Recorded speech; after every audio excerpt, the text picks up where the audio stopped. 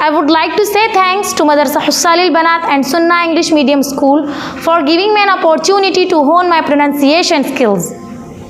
Today, I am going to talk about leave the haram and sin.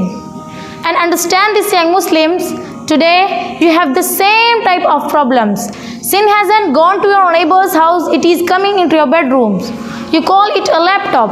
Sin has come onto your pillows, you call it mobile phones. You sit there watching TV till you feel like you are vomiting, so you keep on changing channels.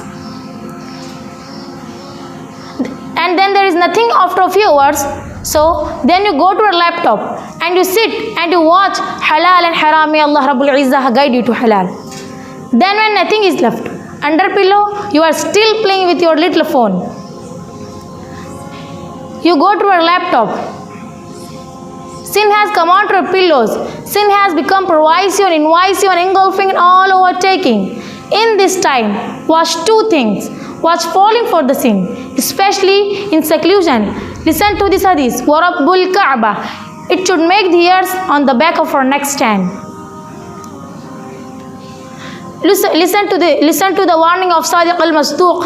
لَأَعْلَمَنَّ أَقْوَامًا مِّنْ أُمَّتِي. I know groups of my ummah يَأْتُونَ يَوْمَ الْقِيَامَةِ بِحَسَنَاتٍ أَمْثَالِ جِبَالِ تِهَامَّةِ بَيْضَةٍ. They will come in the day of judgment with good deeds like mountain glowing bright. Not little too good, mountain of good deeds. So Allah Rabbul Izzah says, فَيَجْعَلْهَا اللَّهُ هَبَاءً مَنْثُورًا. Allah Rabbul Izzah will make it perish in the wind. It will disappear.